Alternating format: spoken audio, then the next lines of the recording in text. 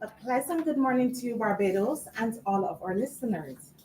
My name is Kelly Conley, a proud resident of the Christchurch South constituency. It is my greatest pleasure this morning to introduce to you not only the opposition leader, also the leader of the Democratic Labour Party and the Member of Parliament for Christchurch South. We, the residents in Christchurch South, view our leader, a man of integrity, a God fearing man, and also a man who loves people and his country. So this morning, I'm not only introducing him, I'm also endorsing him. He will address you on national and constituency concerns. Also with us this morning, we have Senator Ryan Walters and Felicia Dujon. Ladies and gentlemen, I present to you the opposition leader, Mr. Ralph Thorne. Thank you, Kelly, and good morning, media. Good morning, visitors and other guests. So much has been happening in Barbados in recent times, and one may well say too much has been happening. I don't wish to give the public the impression that this is some kind of a one-man show. We all know that I'm in Parliament alone, and I always say I'm alone, but I'm not lonely. And the evidence that I'm not lonely is with me here this morning.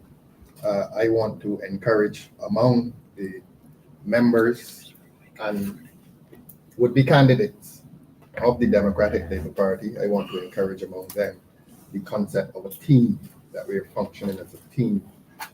I know that in Barbados, we are presently on a trajectory in which political power and political office and meaningful political office seems to reside in one person. That is not our content, that is not our style. So I'm pleased today that I have with me Mr. Senator Ryan Walters, who will address on some matters, and Ms. Felicia Dujon, who is also a spokesperson for the party. We all know that the main issue before us now is the problem at the fish market across the street. Everybody now knows of the devastation and destruction to the fishing fleet in Barbados. Ms. Dujon visited yesterday, and I want Felicia to bring the experience of that visit to Barbadians. I know people have been reading a bit of it in the media, but on behalf of the Democratic Labour Party, I would ask Felicia to give her impressions as to the visit she made there. I did not myself make the visit, so I would ask Felicia to say something to Barbadians as to what she observed there yesterday. Thank you very much. Thank you, Opposition Leader. Good morning, Barbadians. Good morning, everyone. My visit to the Bridgetown port yesterday was an eye-opener for me. It was very devastating. Though the spirit of the fisher folk was of course, in high spirits, of course, we have to understand that these are individuals that have lost their livelihood. And this is a very serious matter that we have to take introspective of how we think about the basic needs of those individuals within our society.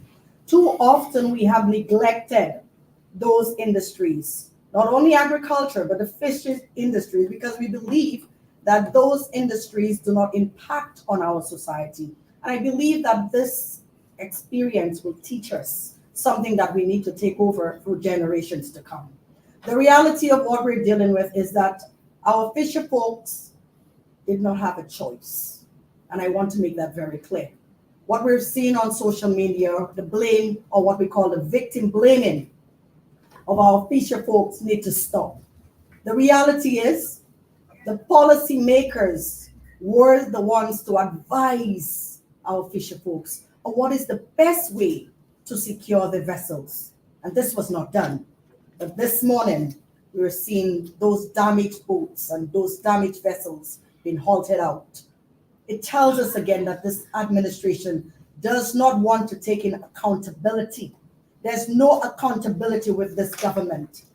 And as a result, poor people, our civilians, our citizens, the common man has to suffer because someone or some individuals did not think or believe that it was important enough to advise them.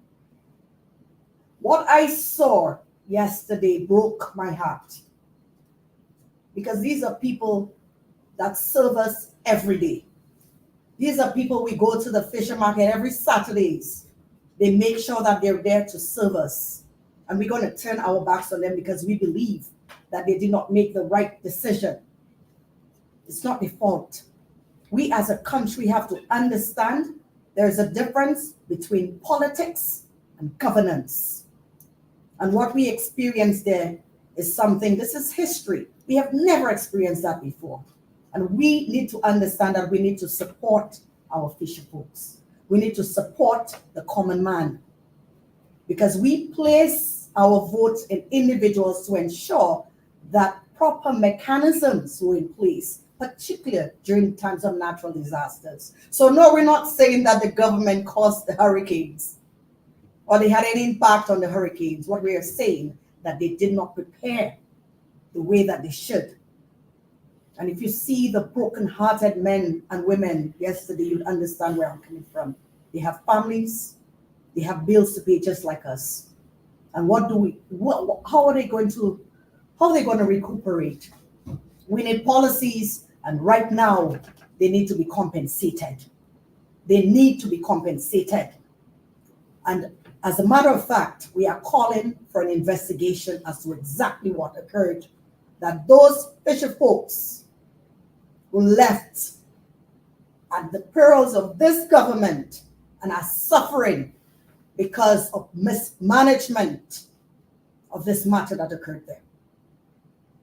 I don't think I have any much to say, but what I will say is that we need to support our people. We need to support them when they're at the lowest and do not victim blame them. Because yes, we may understand that they could have halted the vessels at the places, but with what? With what resources? With what resources? We as a people have to understand that we have to continue to support each other. And at times, particularly now, we have to put the politics aside and ensure that the persons that we put in place to ensure that there are proper mechanisms in place to secure, whether it's the vessels, to secure our major industries, that such matters is done. Thank you. Thank you very much, Ms. Dujon. And you would have heard Felicia refer to a governance model. And it is this governance model that I think has been responsible for this crisis. In the aftermath of the destruction of the boats, who are you seeing?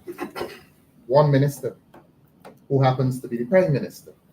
And Barbadians are in some doubt as to who is the minister responsible for that facility, who ought to have been the minister responsible for the removal of those boats to a safe place. We're not sure. I think I know who is that minister, but the fact of the matter is the prime minister has made herself prominent in relation to that crisis. Barbadians quite correctly relate the crisis to the entertainment at Kensington. And who was the minister most prominent at Kensington? The Prime Minister. Charles Griffith, the Minister of Sport, seems to have disappeared from Cricket World Cup. But if Adrian Ford, Minister Adrian Ford, was the minister responsible for the blue economy, he seems to have disappeared as well. And that is why we came here as a team this morning. You cannot, in a modern democracy, promote one man or one woman government. You can't be all over the place like Punka. Let your ministers function. Let your ministers have enough self-confidence and enough time. But I insist on self-confidence, the confidence to go into their domains, into their portfolios and function. It is clear that the cabinet of Barbados was focused on the cricket, and I don't make any apology for saying that. We knew days in advance that this hurricane was coming. And I will repeat what I said in the Parliament yard. They were partying at Kensington. There was revelry. It was more important to walk onto the field with Chris Gale and to pose off with Cigar Field Sobers. It was more important to do that than it was to pay attention to the fisher folk in this country and the property of the fisher folk in this country. So that we are placing the blame on government for this. And we do that unapologetically, that as Felicia said, those boats ought to have been moved. I watched a video from Jamaica this morning. What is happening in Jamaica? Groups of men are hauling the boats out. I understand the same thing has happened in other islands. I understand the same thing happened at Six Mains. I understand the same thing happened at Tank Bay and Pile Bay. What was so wrong with Bridgetown? Somebody was at cricket. Somebody was enjoying the final. And now those men today are without a livelihood. They have their lives, but they're without a livelihood.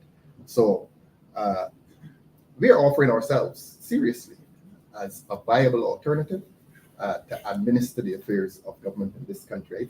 I don't think we need any greater evidence that this government is failing the people of Barbados. Yeah, I don't think we need any greater evidence than that. There's a lot of incompetence.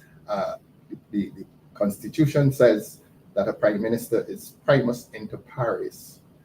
First among equals, the important word there is equals, not first.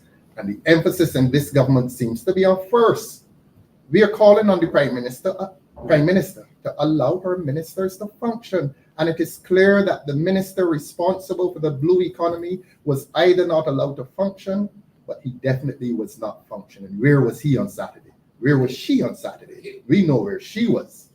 We're not sure where he was. But if that is their dilemma, the people of this country don't have to live with that dilemma. We are promoting the concept of team. The best governments in this country have always been the governments in which prime ministers have allowed their ministers to function. The ministers in this country are not being allowed to function, and it is not my style and content to come to a crisis and to ask the prime minister to fire anybody. The chief culprit in this is the prime minister, who has not allowed her ministers to function. I'm not going to ask her to fire anybody. I'm going to ask her to allow her ministers to function in 2024. It is about time that we know who the ministers are. It is about time that the ministers be given the responsibility that the public pays them for. The prime minister must take the blame for this. I am going to say something to you about what has been happening in Oistins over the last 6 years. And I'm going to say it briefly. I want to thank the producers and the directors of the Marcy Week Show for giving us the opportunity that we don't normally get with the rest of the media. I mean, Ms. Weeks allows us an hour and a half to explain things. We produced photographs last night on the Marcy Week Show, which proved and demonstrated that some 6 years ago, we took a proposal to the government. We met with all of the fisher folk in Oistins, the fishermen, some now dead, most alive, including the gentleman who lost his 3 boats. He was there, Mr. Bourne. Other fishermen and boat owners from Oistins were there. The fish vendors from Oistins were there. All persons connected with the fishing industry were present. Permit me to say, pardon me, I organized that meeting. I called in Sir Ralph Williams, the engineer Ralph Adams, and another engineer, Mr. Herbert, came at some point. And Mr. Williams was very good to us. He brought in an engineer from overseas and introduced the concept of a vehicle to haul those boats out of the sea at Oistins. If government had accepted those proposals, it's in photographs. I have the photographs. The photographs are there. And if this project had come to fruition, several of those boats which perished on Monday would not have perished. They're based at Oistins, but they operate out of the Bridgetown complex for the purpose of safekeeping. If our plans had come to fruition, if the government had accepted our plans from the engineers, from the boat owners, from the fisher folk of Oistins, from your humble servant here, we would have made progress. Those men would not have been scrambling around on Monday looking for a place to keep their boats. So I want the record to be set clear that this is something the people in Oistins had agitated for some years ago. There are photographs to support it. And the government, for one reason or another, has not responded to the proposal that we made with the assistance of engineers. We had also discussed the construction of a dock. The engineers rejected that and said that the dock would have produced unstable waters, and the same thing that happened on Monday would likely have happened at Oistins. And that is why the engineers say let us purchase this vehicle out of the United States. We saw photographs of it. We produced those photographs last night. Nothing happened. Nothing happened. Government disappeared and reappeared on Saturday at a cricket final, and is now pretending that they're shedding tears across at the Bridgetown facility. We're not accepting the tears. As Ms. Dujon said, speaking on behalf of the fishermen and the boat owners, we want compensation.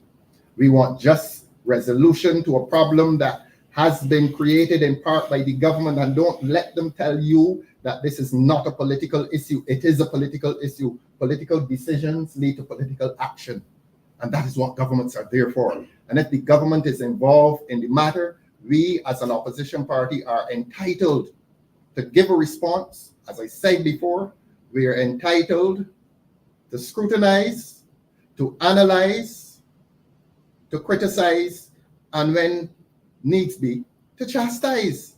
That is our duty. That is our function as a constructive opposition, and we intend to agitate on behalf of the fishermen and the fisherfolk and the fish vendors of this country for justice to come to these people.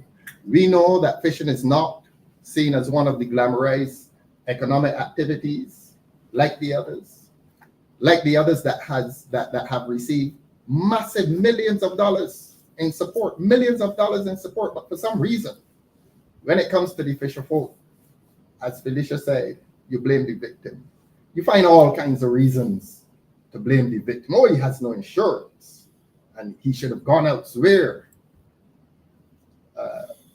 We understand why people hold these views. We understand why there are people on social media, I call them sycophants, people who are singing the government song for some reward.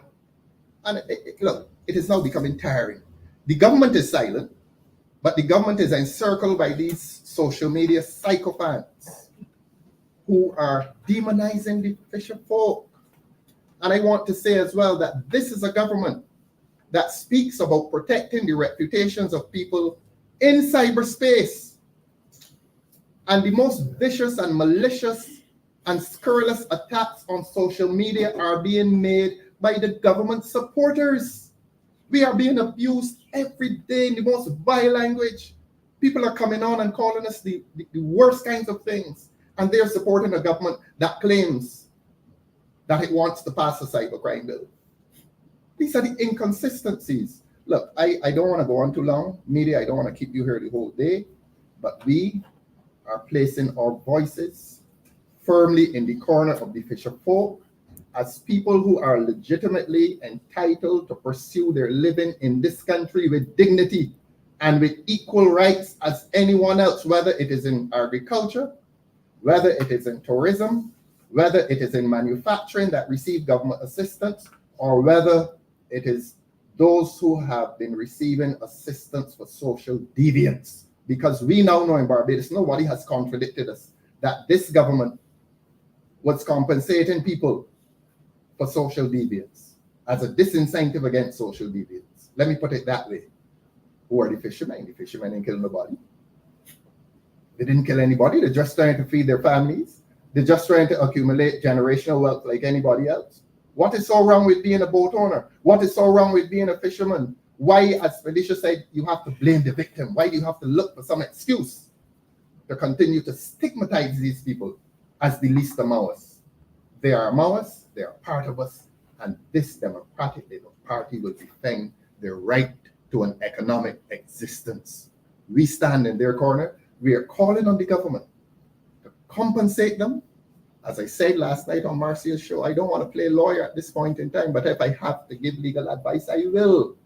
And I want to say to them that when their boats were bundled into that small space, the government impliedly accepted responsibility for the storage of those boats in that dangerous facility. And therefore, they must compensate them. It is not a moral obligation. I think it comes to the point of a legal obligation. And if not moral and legal, it is certainly a political obligation.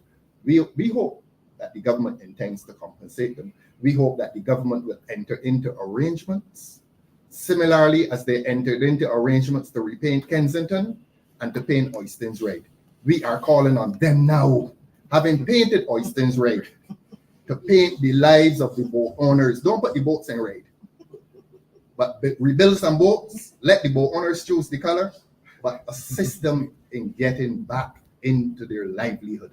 That is what we are calling on this government to do.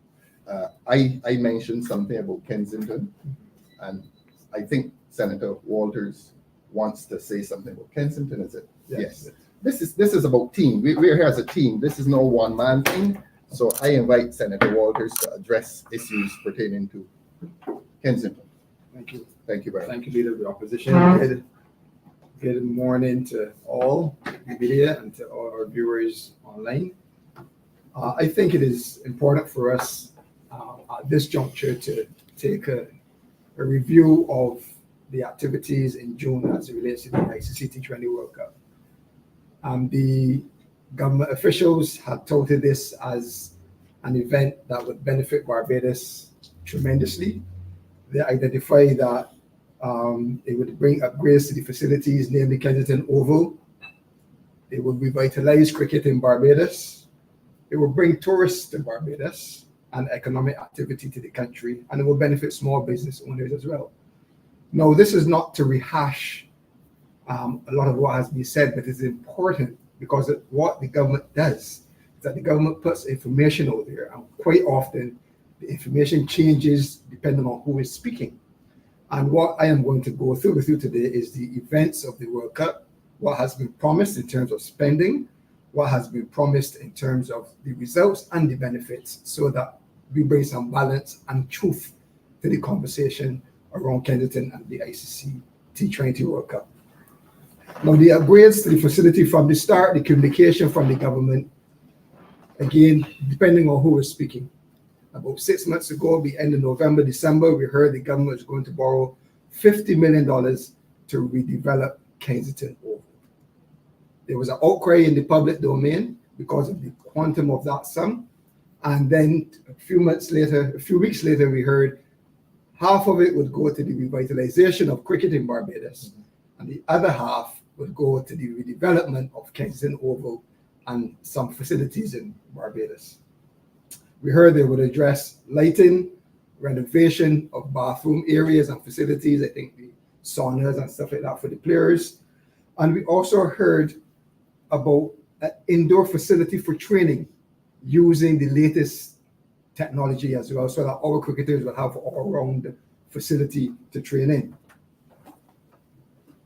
Then we heard in April that, this is from Kensington Oval Management Inc. now, that they have spent $30 million so far, with an estimated $5 to $9 million in addition has to spend to complete the project.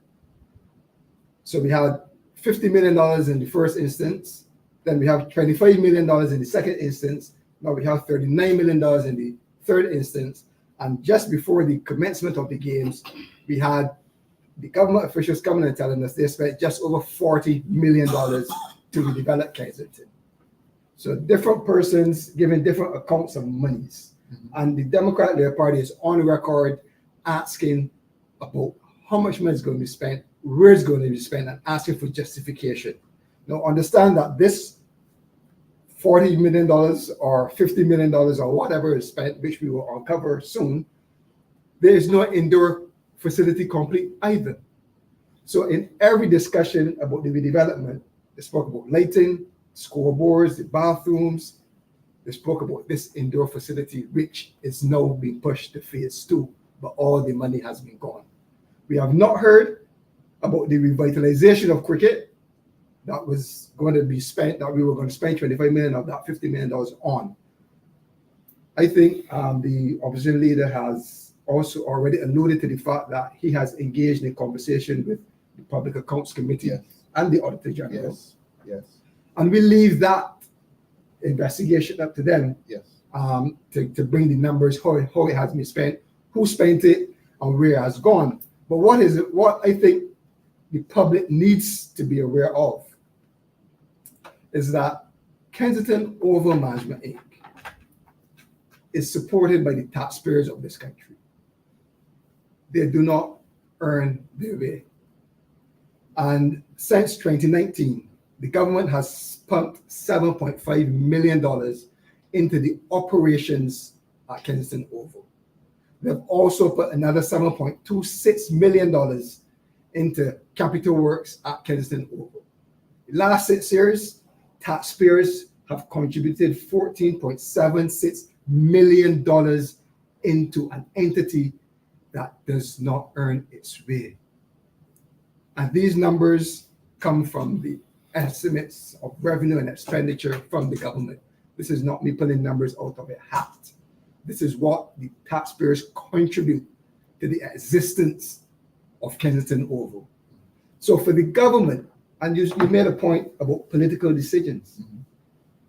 Kensington Oval Management Inc. did not make this decision to bring the Cricket World Cup. It was a political decision to put an additional burden on the management of that establishment to support a loan of $50 million.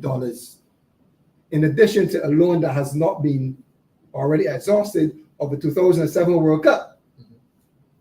Now, I don't think that we have been opposed to the existence of the World Cup and to Barbados participating in the final or any other games. But the amount of money that has been spent is unjustifiable. Unaccounted for too. And unaccounted for, and we will get to the bottom of that through the Public Accounts Committee. Yes.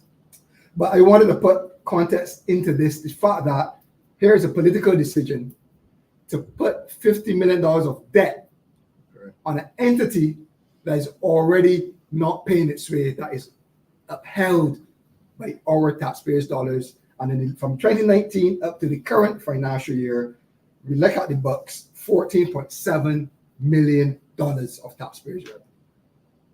So this is a poor political decision to start. You had countries that opted out of this, of participation. And we are not seeing the benefits, and you will see that we have not seen the benefits as they go through the presentation.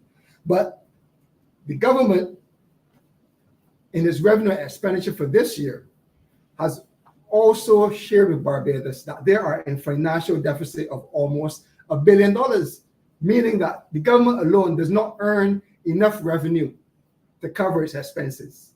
$1 billion short, but these are the kind of financial decisions that is putting on the entities that are already $2 million short in this year, and $14.76 million short over the last 6 years. And we have to have a press conference on the financial matters of this country as it relates to the usage of financial resources, because this government also taxed Barbadians from 2018 in excess of $1 billion in new taxes. Yes. New taxes. But let me continue. So we have not seen the development of cricket as it relates to the $25 million. We've heard how they have spent the $50 million plus, because they also paid for walk stadiums. They also redeveloped Oystons. They also spent some money which is incomplete in Baxter's Road. We've also seen spending in Pelican Village. We have seen a lot of spending. We've seen the BTMI take some of our athletes or cricketers and promote the Cricket World Cup outside of Barbados. This is our money. It is not only concentrated on a $50 million loan, but I am sure that when done, that the government of Barbados, through its taxpayers, has spent in excess of $75 million on this effort, on this 1 month.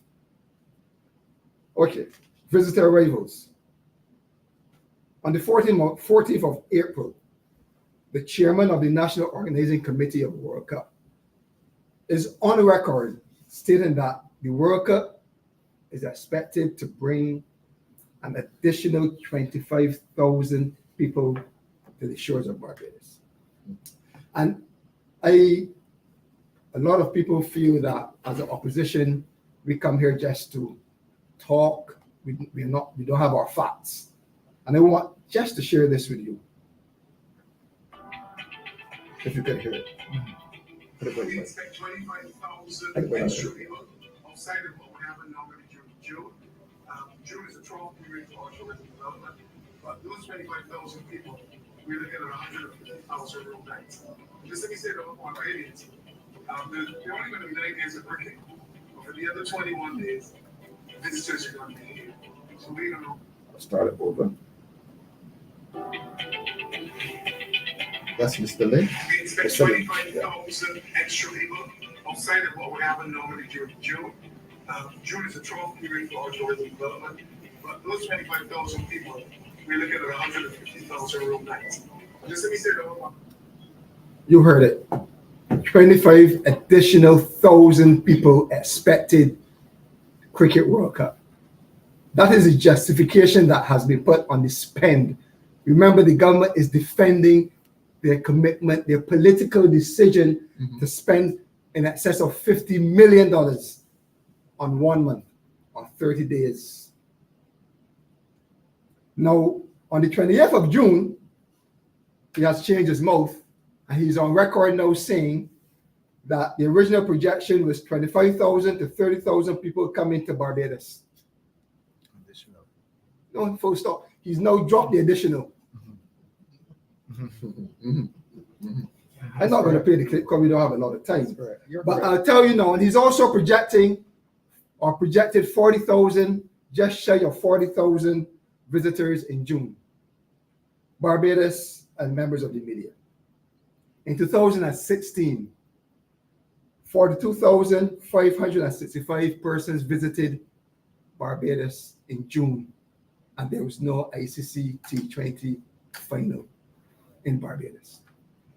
In 2017, 44,957 persons visited these shores in June, and there were no ICC T20 cricket. In 2018, 46,334 persons visited these shores, and there was no ICC cricket. In 2019, 50,160 persons visited these shores, and there was no ICC T20 cricket. These statistics have come from the Barbados Statistical Service. They're online for you to see. So we did not have to spend $75 million, $50 million, $20 million, $10 million in any of these years to get the amount of visitors we got. 40,000 visitors in June is a failure and cannot be touted as this, and cricket cannot be touted, as a success to visitor arrivals in this country. The problem this country and this government faces, this government has been unable to attract tourists to our country since COVID. We are still way below the visitor arrivals when all the other territories have surpassed their pre-COVID numbers, and they are struggling to get it right. So the facts are there. He changed his mouth from 25,000 additional to 25 to 30,000 people visiting, but even with that projection, it is way below. Our $50 million would have been well spent in other areas, especially now that we have to deal with compensation, especially now that we still have to deal with QEH and dilapidated school infrastructure. This is not to say we would not have enjoyed, we could have enjoyed cricket if we would have spent $5 or $7 million on the Oval. Like the Trinidadians. We would have enjoyed cricket the same way. But this decision is a failed decision. And we have had enough experience now after hosting cricket in 2007, 2010, and now 2024. The government of Barbados did not make revenue from this exercise.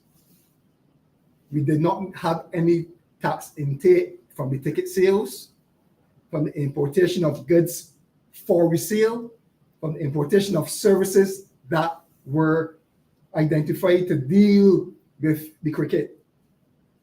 All concessions, tax-free. The commitment of the taxpayers of Barbados was to spend money with the hopes that it would make the government look good. But the results show that it did not do that as well. It also was to benefit our small business owners. And I'm not going to spend a lot of time on this. You can go to the press to see the complaints from taxi men saying they were sidelined. The vendor association saying that they were not consulted. The complaints from the vendors for not making money. Who once said that they could have stayed home in their shop? And you understand that vendors were originally charged $1,000 a day.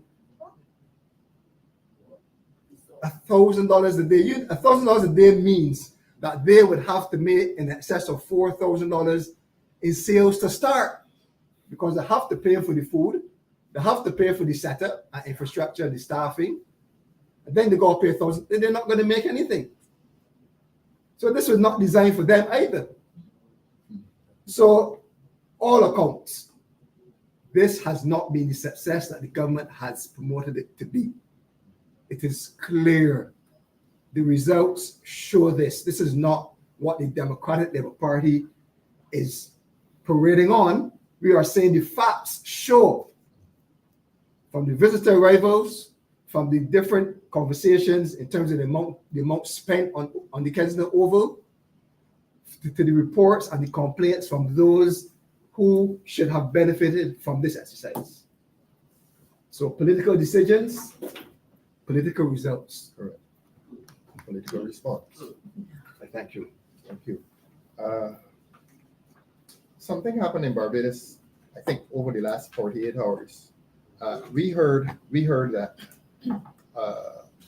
a senior official in government threatened a school that they would pass a law to control the operations of private schools. Well, last I checked, that's authoritarianism. This government is on a trajectory of dictatorship. Sometime last year, another school in Barbados went to NIFCA. And NIFCA, the NCF told them, look, you don't have the right to freedom of expression. Now this same government is threatening owners of private schools. They're not entering into discussions with the schools. They're saying, look, we are going to pass a law to control you. And that is the kind of government, while you were speaking, Ryan, that occurred to me. That is the kind of government we have in this country now. And that is the kind of government that Barbadians must continue to resist. A government that is dictatorial, authoritarian, a government that wishes to enter into every area of life and threaten people and cajole people and force people to do what they want them to do. I want to say that we at this table and we in this party support the right of private schools and private entities to function in accordance with the law. And we reject that threat made by government to pass a law to control what private schools can and cannot do. What they're going to do next, control the curriculum. We are beginning to become aware that we're living in a dangerous country. A country in which government is just issuing threats. When it isn't neglectful on the one hand, on the other hand, it is issuing threats to people. Ryan made some reference, and I'm moving quickly, members of the media. Ryan made a reference to the PAC. On the last occasion I was here, I had an exchange, quite memorable exchange with Mr. Joseph of Barbados today in PAC. I'm not going to, the PAC has been meeting. We meet again on Monday, right, Ryan? Monday. We are meeting in camera, we are meeting behind closed doors. So it is not for me, it would be inappropriate for me to tell you what is going on there. Well, I can tell you what is going on there, but I can't tell you how it is going on. I will repeat to you, and I think I'm entitled to say this, that some time ago after the budget speech, the Prime Minister promised Barbadians that she is embarking on an inquiry into hope and the question of housing. I can say to you, as I said to you on the last occasion, that it is my desire, acting on behalf of the people of Barbados, to have housing placed on the agenda of the PAC. We return to the PAC on Monday, and we are trying desperately to have that placed on the agenda. And I'm entitled to say to you that we are doing that. That is what we are doing. As to how we're functioning in there, I can't tell you that. But I will tell you this, there are only 3 opposition members in there. That is myself, Senator Walters, and Senator Watson. Next week, or let me put it differently, I want to say to you, media, and I want to say to you, Barbadians, that next week we are returning to the Public Accounts Committee to attempt to have housing placed on the agenda for investigation. I'm entitled to say to you as well that we have written to the Auditor General and we have invited him to produce a report for us into the Comey spending. We are entitled to do that, and I'm entitled to say that to you as chairman of that committee. That is what we are attempting to do. We have a sense as to what Barbadians want to find out. We have a sense as to what Barbadians consider and deem important. Ryan, we are coming back next week after the next PAC meeting to tell the people of Barbados how successful we have been in having these matters placed on the agenda. This government must not escape the scrutiny of Barbadians. I repeat, we return to the Public Accounts Committee on Monday, and I know and I can feel the pulse of Barbadians that this is a matter of $60 million of taxpayers' money spent, and the government must give account for it. That is what we are intending to do. That is what we are trying to do at the Public Accounts Committee. As I've said to you, I can tell you what we're doing. I cannot tell you how we are doing it. Yeah, I stopped short of that, but we are going back on Monday. Barbadians, please continue to support us on the Public Accounts Committee as we attempt to highlight these issues. It is the taxpayers' money. An account must be given for the taxpayers' money.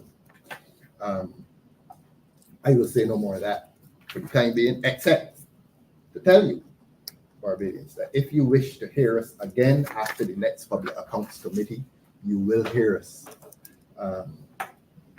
Enough on that for the time being.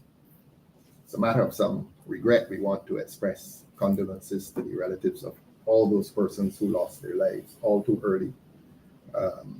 Between the last press conference and this one, we're living in an environment now, and I hope we never get used to death. Apparently, we've lost another person this morning. We lost another 2 earlier in the week. This is five murders in 5 days. This is sad.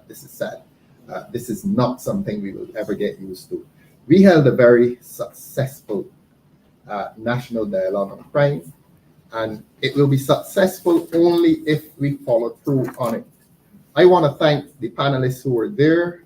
And I'm speaking off memory, it was Dr. Aline, it was Lamamba Batson, it was Easton, what's Easton's last name? Branch. Easton Branch. Miss Aline was the moderator, Miss Marcia Weeks, they were on the panel. Bertie Hines. And Mr. Bertie Hines, former Deputy Commissioner of Police. We consider that the night was successful, but we would not consider that we've had success unless we follow through on that. In the climate of this rampant crime, we want to transfigure the brilliant information and the efforts made at that dialogue into a commission on crime. We want to establish a commission on crime. We want to go across this country, and we want Barbadians to come out, because it all begins with dialogue. It all begins with people expressing their fears. It all begins with people expressing their anxieties. It all begins with people generally saying how the community is reacting to this. And we want to establish a commission on crime, which will go around this country. We started at the Grand Salle. We don't expect everybody to come to the Grand Salle. We want to go into the unglamorous spots, the school halls, the church halls of this country, and literally to take evidence from people as to this crime that is going on, because the government is silent. The person who talks about everything in this country is climate change and cricket and not a word on crime. So if we can't get the government to speak on crime, we're going to speak on it. And we are not only going to speak on it, but we are going to ask the public to speak on it, because this is something that requires dialogue. We need to understand each other. We need to understand why these young men are doing what they're doing. And we will not understand it by staying in our houses and staying on the phones and speculating. We want to establish a commission to go into the highways and the byways and the school halls and the church halls in this country, and to let citizens gather and to tell us as a commission what are their views as to the causes of this scourge that is afflicting our daily lives. That is what we want to do. We've started some names. I want to say this not as a notice but a warning to those persons who were on that panel, that we wish to have them on that commission. Persons centric, and I hope they will consent and agree to sit on that commission, because if they say you can't politicize issues, this certainly is one that you can't politicize. So there will be no partisan boundaries here. We want to invite good Barbadians who have an interest in a bright future of this country to sit on that commission with us over the next, David, week or so. We will name those persons and invite those persons to sit on that commission and to go across this country seeking solutions. And we will seek solutions only after we understand what are the causes. And we will ask Barbadians to come out and contribute their own ideas as to the causes and their own ideas as to what is the solution. There must be a solution somewhere. There must be a solution somewhere. So that's an announcement I wish to make today. I want to thank you all for listening, for coming. I want to thank Senator Walters for an excellent presentation. I want to thank Ms. Dujon for an excellent presentation. May I say that Ms. Dujon intends to be a candidate in the next election. We have no secrets around here. This is the quality. This is the quality of young people that this country needs to hear from. Yes, in the persons of Senator Walters and Ms. Dujon.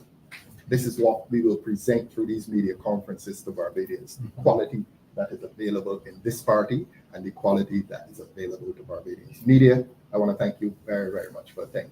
Thanks for your attention. Thank you very much. Questions? Yes. Questions, of course.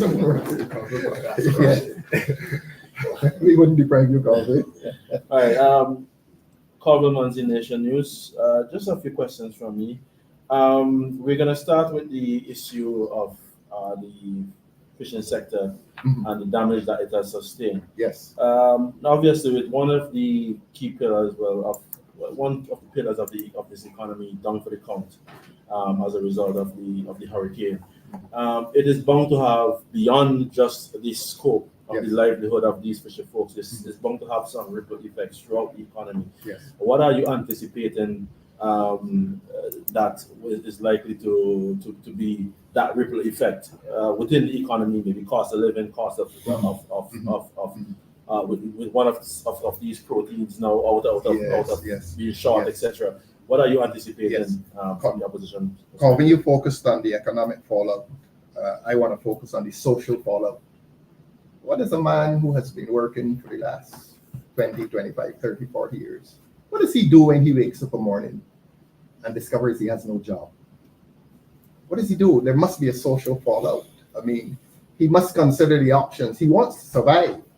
And I want to say to you that has social implications. The sociologist will definitely tell you that it has social implications. What does he do? Does he find a new career in his 40s and his 50s? I don't think he can. So that there will be the social fallout. We all know what is the economic fallout. Higher prices for imported fish.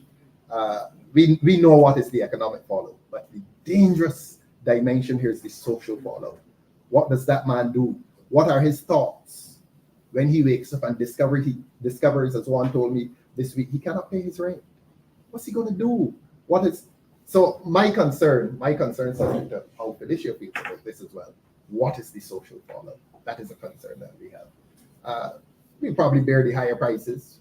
We will probably appreciate the circumstances, but it is that dangerous dimension of the social fallout. The options that may not or may be available to him. How does he function? I see Ryan as the business, Senator Walters as the businessman is jumping on the bit to answer the question. Not really.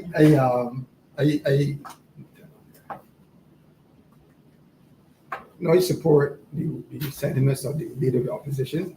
It's not only boat owner, but those who's going to bone the fish, those who are going to sell the fish.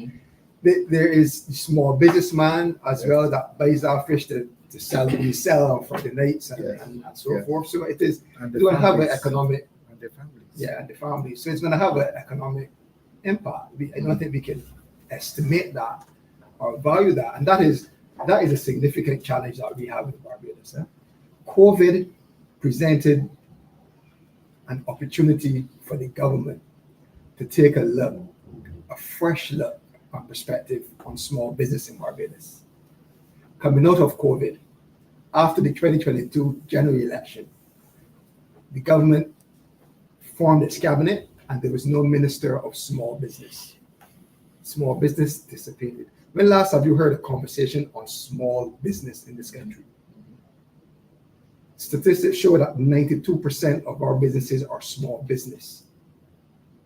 92%. This was, I think it was done 2014, 2015 study done on the Democratic Labour Party. We have not had information coming to us about what is it today after COVID. We don't hear anybody talking about these things. You have a situation where the government cannot even quantify the losses in the fishing industry. They can't do it because they allow these vulnerable sectors to go on willy-nilly. They do not try to harness them, do not try to bring them into a safe space. And I'm not talking about a formal economy that is drawing revenue or seems to be just drawing taxation from them. I'm speaking of recognizing the challenges and the benefits of a sector and being able to formulate a plan that deals sufficiently with it. The challenges are there. The insurance for boating is nothing new. These are issues that cannot now be brought to the fore as though they're new. But if they were focused on a small business sector, maybe they would have been considered. Right? So in COVID, I draw the reference to COVID because in COVID, they valued the hospitality sector, they valued the agriculture sector, and they were able to compensate these sectors. You know what the small business people got during COVID? A $250 check. Small businesses got $250 checks. Well, the bigger businesses that were organized, they got $250 million. So that is my contribution is that the government lost the opportunity after COVID, during and after COVID, to harness our small business sector. It cannot be focused on putting small vendors in the middle of Broad Street for visitors that come off of Kensington to go and shop. The focus is wrong. The focus is all about optics and all about what they think they are doing.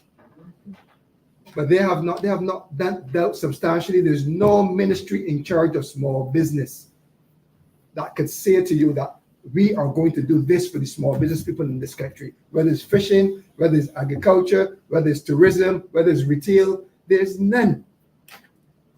And that is the question that the government has to come out and answer. They have to respond to that because they now have a minister of business, and she speaks about energy and big business and retail business and all that. She don't speak to the small man. Well, I just want to add that the entire issue also have to focus on how we treat human rights in this country. The fundamental rights of every citizen, doesn't matter as to what kind of employment that you have or livelihood that you have, that everyone should be treated equally. And I think this is a question that we have been raising. Why do our fisher folks, why do our farmers, why do certain sectors of our society are treated by this government the way that they've been treated? And I believe that it's important that when we think or even speak about compensation, it's really a matter of justice. It's really a matter of justice, and what we saw and what taxpayers need to keep in mind. When we compensate persons, it is us taxpayers' monies that is paying for mismanagement and poor judgment of government policies that should have been in place. So the reality is that we need to start thinking of how we treat human rights in this country. The right to live in a society where you have, the freedom to earn a living. And when government ministers make poor judgment within their ministry, they have to be held accountable. And so we are hoping at the end of this press conference that the Prime Minister and the ministers responsible will update us as to when they will make an assessment in terms of how they will be compensating our fisher folks. We cannot run behind that because they have to survive as well.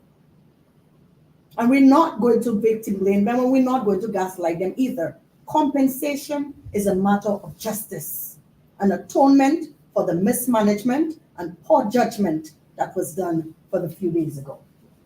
If I may follow up that question, here. I understand the point you were making about moral responsibility and legal responsibility to compensate those fisher folks.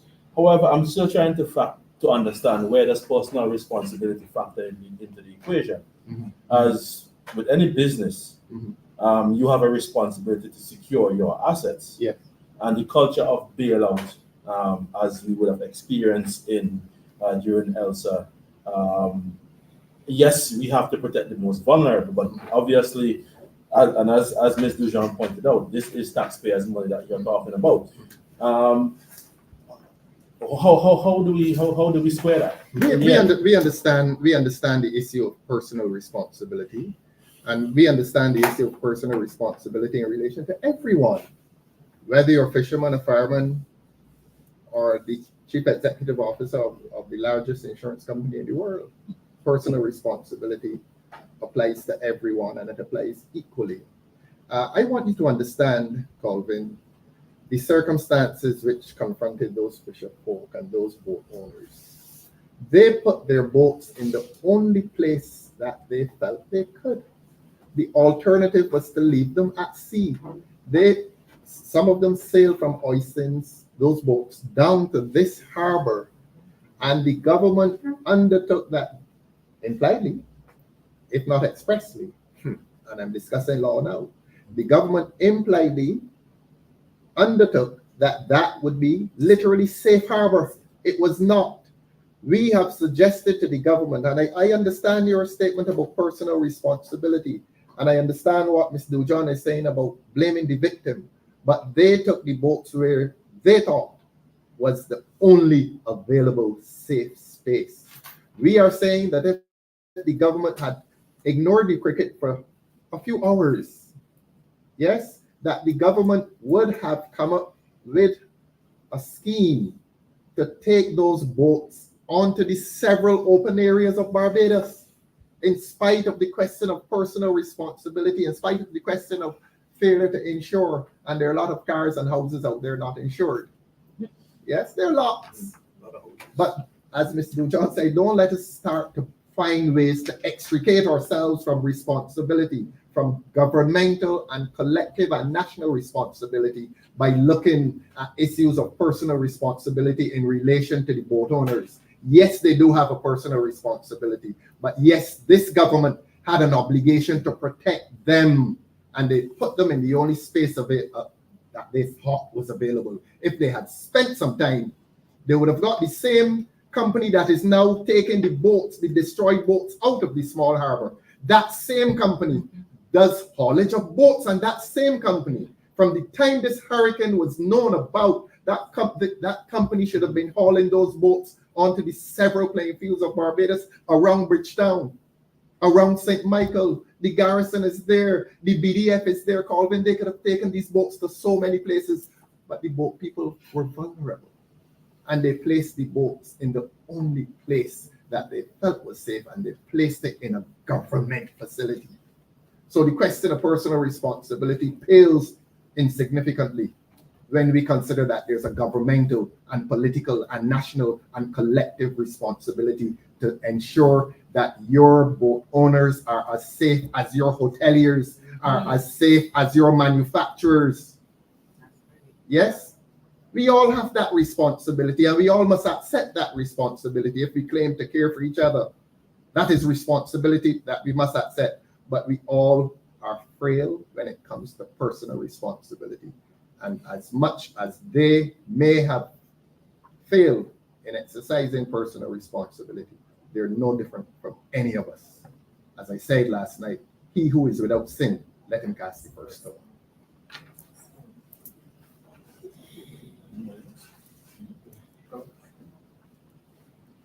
I also just wanted to, I was just trying to give my colleague a chance to. Yes. You're the leader.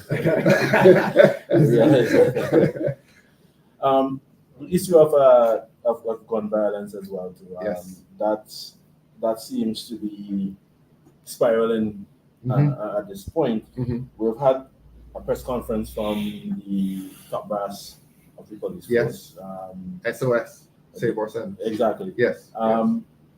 What the explanation that they have put forward, that this doesn't seem to be gang related, it seems to be, other issues. I from what we are seeing on the ground, we are not sure what is really happening. I just want you to just give us a comment on what you are seeing developing at this point. I can tell you 3 words. I don't know. And that is why last week this opposition office came up with a national dialogue. We went to the people. And that is why this opposition office and this party intend to go to the people, to establish a commission on crime. We want to know. We don't know. Colvin, we don't know. We are as vulnerable as the other citizens out there, and we want to engage with our citizenry, and we want to find out. But not only do we want to find out, we want to solve the problem. And that's why I told you a few minutes ago, we are establishing a commission on crime so that your questions can be answered by the people of Barbados, so that we can't wake up tomorrow and endure another murder. We can't do it. We cannot get accustomed to it. I was eating my breakfast and I heard that a man was killed around the corner from me in King Street. My office is on Painful Street. That is how close it comes. It is on our doorstep. And we are all victims. We are collateral victims. We who live in fear of crime are as much victimized as those sometimes who see it. We want to know. So my simple answer to you, we don't know. I wish the government would admit that it does not know. But the government isn't saying anything. It is this opposition office and it is this Democratic Labour Party that is saying something. It's the shows like the Marcia Week show and my other brother, Politically Incorrect. They're saying something. But we want to bring all of those voices together. And it's Lamamba that's saying something. Yeah? We want to bring all of those voices together as a national collective and ask ourselves the question, are we responsible for this? And if we are responsible partly for it, we are parents, we are neighbors. As Derek said at the dialogue, as long as we lock our houses and go in, we don't care. We don't get shot. Our son doesn't get shot, so we don't care. Well, we want to demonstrate that this office cares, that this Democratic Labour Party cares, and we want to concede that we don't know the answers, and we want to find the answers, and that is why our Commission on Crime is going to be established so that your question can find an answer. And we hope that the media will be involved as well. And we hope you support it. We hope you will come out at night or in afternoons. We probably prefer to meet on afternoons into those school halls. And hear the real people speak. Hear the victims speak. We want people who are involved in some way on the blocks. We want to hear from them as well. We don't want the philosophers from the university. We want the people who speak are on the ground out there, because this is a national crisis. It's a crisis, It is a crisis. Any of us who has a teenage son, it is a problem, because our teenage son is vulnerable. One mistake, one wrong contact, one telephone call, one online contact, one wrong girlfriend. I heard you. Yeah. Our children are one heartbeat away from involvement in crime. It is insidious. It's very easy to become involved in crime and deviance in Barbados. We're all victims. We're all exposed. We're all vulnerable. and you can compensate it for it. If I may just ask one final question. Yes, please. Just switching gears and turning the spotlight internally, just briefly. The Chief Justice would have given yet another opportunity for He did? mediation. Well, asking you to go back to the table and mediate. Could you give us an update if any such overtures and have been made? I don't know where that came from. I went to court and I sat and behaved myself. It was last week or week before last. I wouldn't report on anything the Chief Justice said. I wouldn't do that. No, well, I'm trying to find out if there has been any attempt at mending fences and mediation internally, and then just rift within the party at this point. We are pressing on. We are pressing on with the people's business. The people's business is more urgent than any strife that is taking place elsewhere. We are concerned with the people's business. Look, 2 Saturdays ago, a group of us, about 20 Derek, went into the constituency of Christchurch South. This Saturday, I think we are going, and we can tell them, let them go up there and prepare for us. We are going to meet at a point where 3 constituencies converge. St. Michael North, St. Michael West Central, and St. Michael Northeast. And we will touch you to St. Michael Northwest and Capeville. That is what this party is doing. We are going to the people. We don't want to sacrifice the people's business for the business that fascinates you. The salacious business. This business, the people's business, is taking priority. And this has been a deliberate effort on our parts. Yes, that we will not be slowed down by it. I told you on the last occasion we were here, and people laughed at me. I said, we intend to be ready when an election is called. A 69-year-old Democratic Labour Party will not sit down and allow an election to be called unless we are ready. We are making ourselves ready. I told you on the last occasion that we are about to write a manifesto and that the ideas for that manifesto are in train. We are about the people's business. Colvin, I know it is salacious. I know it reads sweet. It's not salacious. I know it is sweet reading. And I know I pick up my Saturday Sun. Oh man, that it is sweet. But not as sweet. That may be sweet, but there's bitterness in the lives of people. High prices, electricity bills they can't pay. Well, Mr. Opposition Leader, if I may just continue. What I'm asking here, you're saying that you are taking on the heavy burden of the national responsibility, the national issues that we are facing. Not me alone, the collective, the party. Yes, that is our duty. However, based on the perception the public has, the party is basically hobbling on one leg still with that internal rancor within the party at this point. Yeah, well, that's the perception. So I'm asking you, giving you opportunity now to disavow persons of that perception by telling us that there is some mediation taking place. You know, the media is a very powerful institution. And sometimes the media likes to tell people what they're thinking. No, that's not true at all. I can tell you, look, we get so many calls here. We get so many calls at George Street, WhatsApp, all kinds of communications. We are ready. The people of Barbados are saying that they're ready. So if you have analysts telling the people of Barbados, that's not what you're thinking. I want to tell you what you're thinking. And what you are thinking is that the party is hobbling. Colvin, the party is not hobbling. We didn't hobble through Rendezvous and Fair Home Gardens 2 Saturdays ago. And we are going to be in Grisette's, Longat, Capeville, and Whitehall. And we are not going to be hobbling. And trust me, Colvin, when we go to people's doors, they're warm. They are warm. They are ready. They want us to return to government, Colvin. You don't know that. Well, you can come with us on Saturday, meet with us, and we will be in uniform. We have our blue hats, our yellow hats, and our original shirt.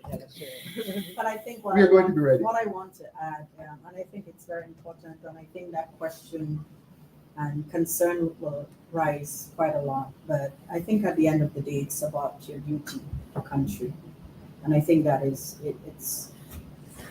it's very important that we remember what we came here to do and why we came to do what we're doing. And the majority of times, yes, people will say, well, this is a DLP and we may be hobbling, but we're moving on. And that's important that we take our responsibility, our duty, regardless of what is happening, and do what is required, because there are people out there, and we all know that cannot speak for themselves, that cannot stand up, and we have to be there for them. We have to fight for the voiceless. We have to fight for those rights that are being infringed upon. Whether we can move quickly or whether we can move the way that you said, hobbling, but we have to do it, because when we're out there, we have a duty, and that duty requires of us to forget the personal self, the self-interest, Yes. and put the people and the country first. Yes. And I think that is more important than anything else, because there are people out there, and I'm saying that from a personal experience. It was my very first time canvassing in Barbados.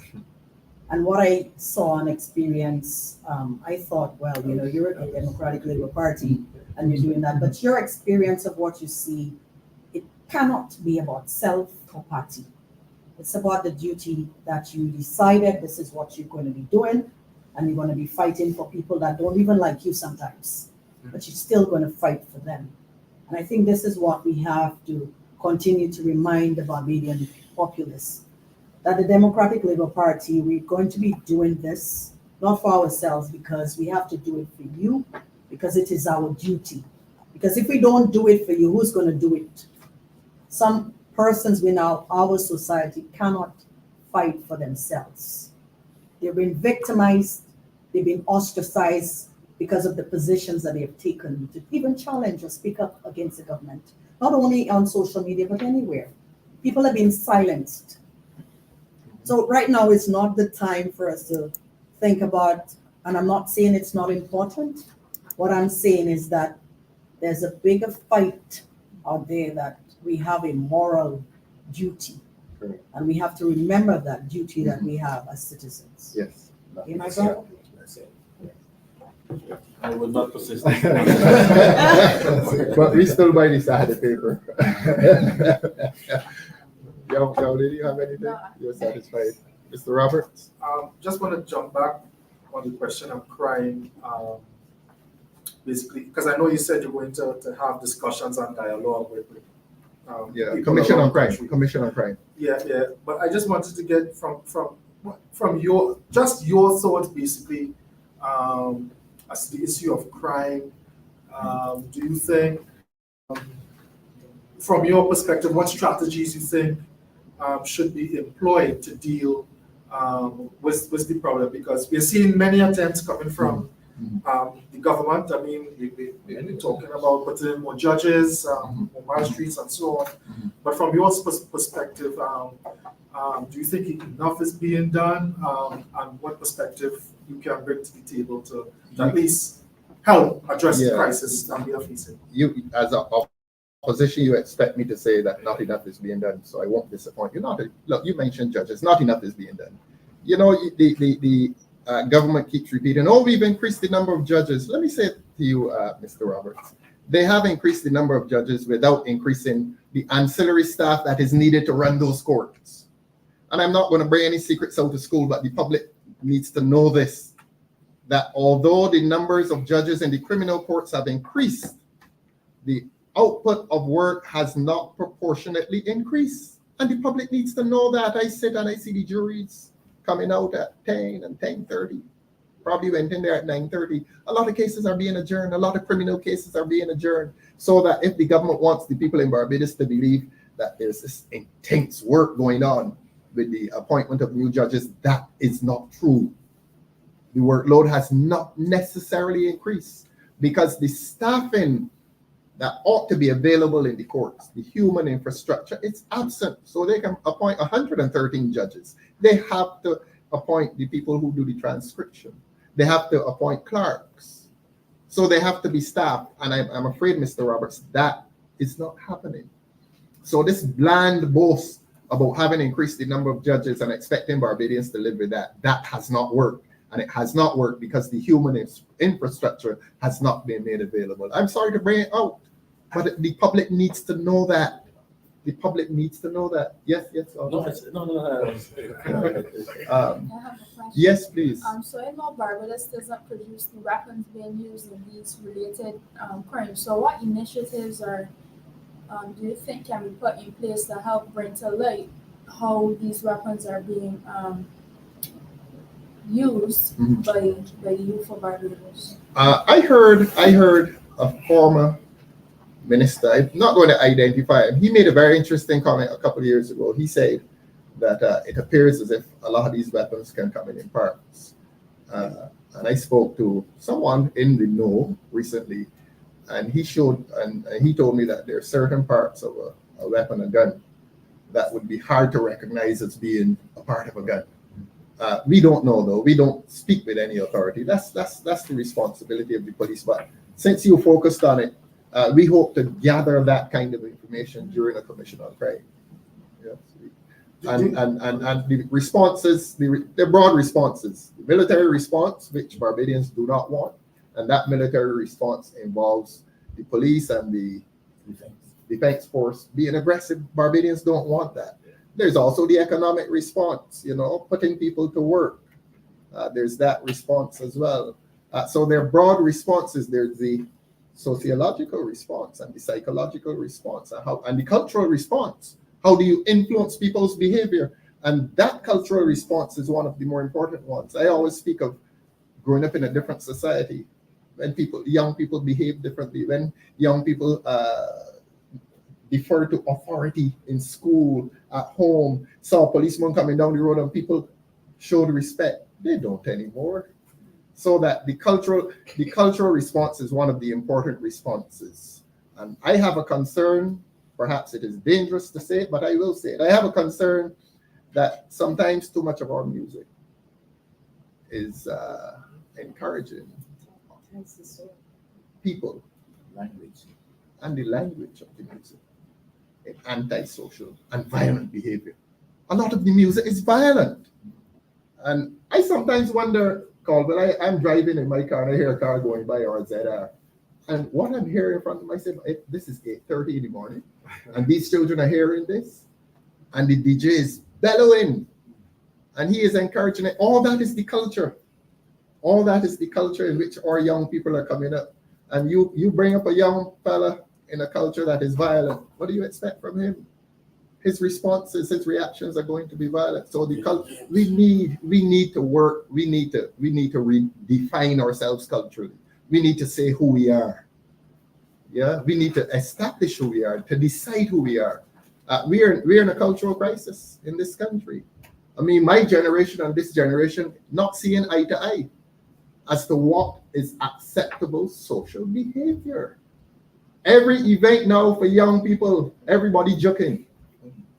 In my time, you weren't joking. You don't know what's joking, Paul? We're joking. All right. They don't know what is joking. Even on the football field, you no longer say tackle. Yeah, thank You you. can say take you. Yeah. In the volleyball, it's no Language of longer a violence. fight, it's a kill.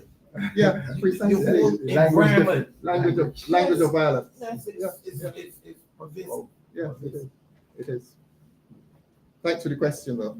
A follow-up question. Yes, please. What role do you think the justice system plays from a functionalist perspective in using perhaps all cases or like the whole bail situation to help deter the youth from continuing these violent crimes? Some 20 or so years ago, the question of bail was revolutionized in the law. Before, if you persons who were charged for murder could not get bail. You could not get bail. And the law was liberalized, I think, around 1998 or 2000, and they started allowing people to get bail for murder. And I'm sorry, that is where it started. You know that we have a lot of people walking around this country charged with 2 and 3 murders. So you may want to ask whether the government should revisit the issue of bail, whether the government needs to go back to Parliament and stop allowing people to get bail for murder. That's a legal response. Should we consider that as a policy? Should the Democratic Labour Party consider that? Beg your pardon? was asking if it's constitutional to do that, to just say, well, we can allow your case to run indefinitely. Well, it's unconstitutional to keep a man without trial indefinitely. That's unconstitutional. But I'm speaking about the question of bail. It is not unconstitutional for the parliament to go and pass a law to refuse a person bail for murder. They can do it. But they did it because I suppose at that time you didn't have this spate of murders.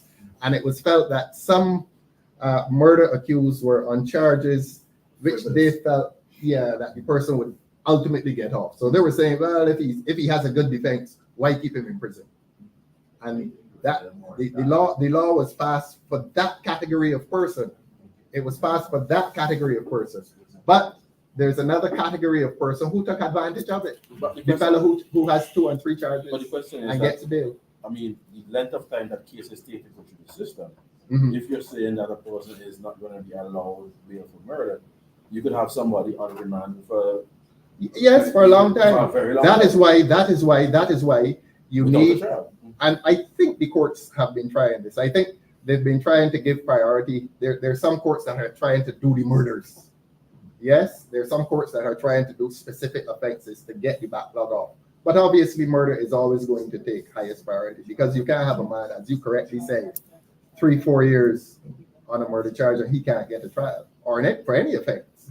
But there's some courts that need to be dedicated to murder charges. Yes. Thanks for the question. Okay. That's it. Well, thanks for coming, Derek. You want to Yes. do the honors? Thanks for following another press conference from the Office of the Leader of the Opposition. We had Comrade Dujon, Comrade Senator Walters. Kelly did a very warm and sexy invitation. We had the media with Sir Colville leading the team as usual with several warm and engaging questions.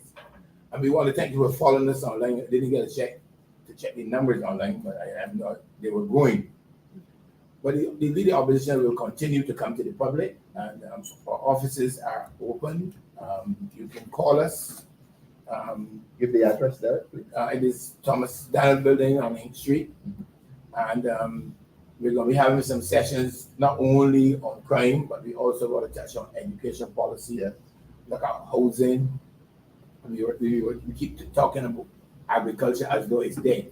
And having some discussions with David, we were saying it should be really a focus that we need to get and go through our primary and secondary schools talking about the value of education to an economy.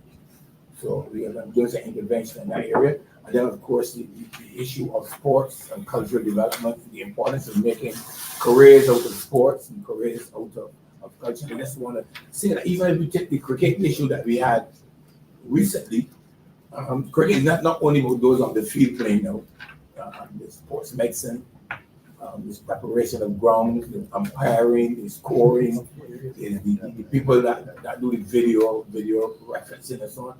This have taken a whole set of careers out of these things. We are going to be doing some work. We're going to be not just writing a manifesto, but we're doing an engagement of the public on issues to inform us. So I want to thank the public for coming on and staying with us. I want to thank the journalists and some of the audience for coming. We're always getting good response from these conferences, and we want to keep them going. Our office number 310-54212. 310-54212 here at Hank Street, Thomas Daniel Building. Call us, make your appointments, and come and see us. And then we will return your visit. Thanks for listening, and God bless. God bless.